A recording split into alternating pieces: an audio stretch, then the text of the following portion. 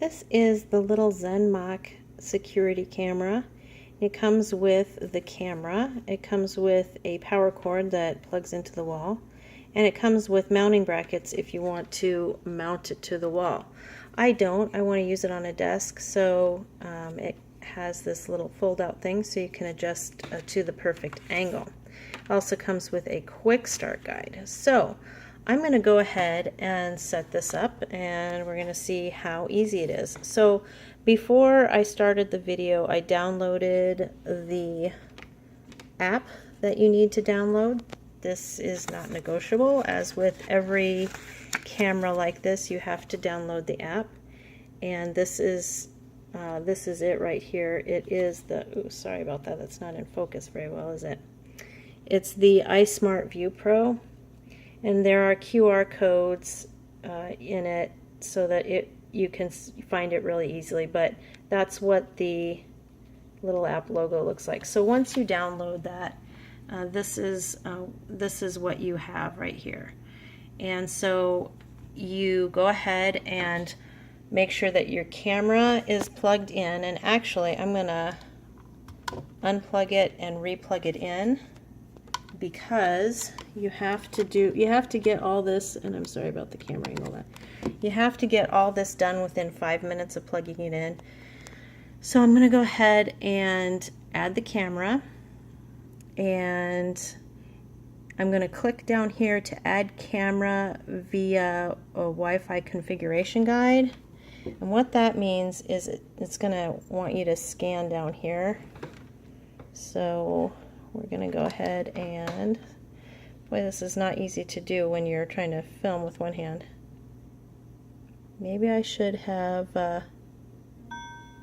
there we go. Maybe I should have gotten a stand. Oh well.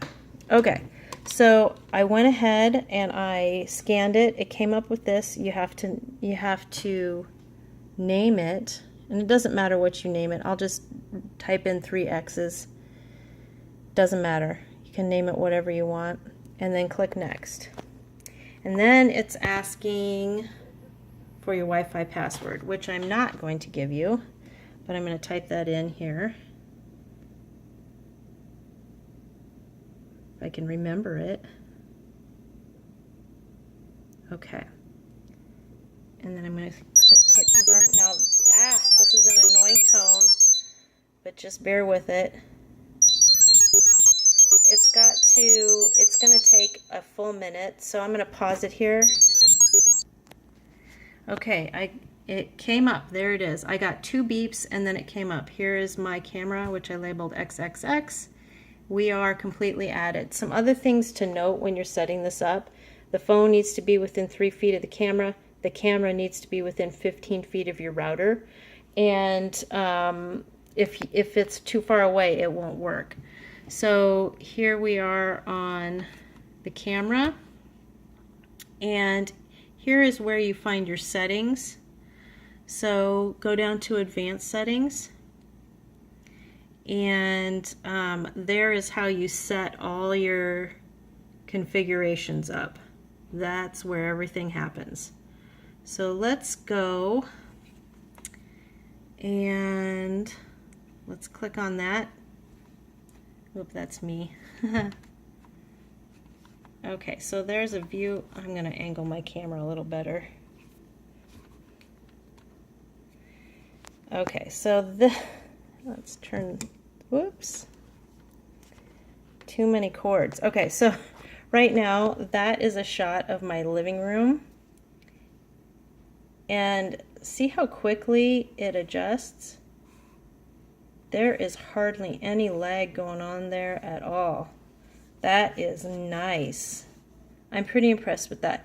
I've had other cameras that have up to a 4-second lag between what is actually happening in the room and the picture, which is sometimes disorienting.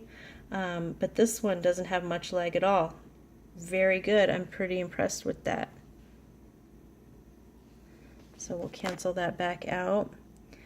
So here you can go in and you can see all the pictures you've taken. You can see any alarms, your past records.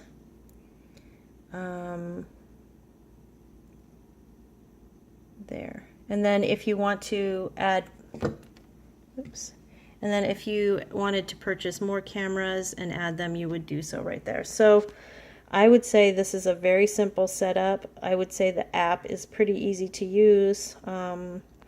Overall, pretty nice setup. There is one thing that is very important to note, and I don't think that this would be an issue for most people, but on the troubleshooting guide, and this is pretty important, it says, and that's out of focus, I'm sorry, make sure that your Wi-Fi router is a 2.4 gigahertz and not a 5 gigahertz. Now my router does both. It does both 2.4 and 5, and this setup works for me. But if you only have a 5 gigahertz router, then this particular camera would not be for you.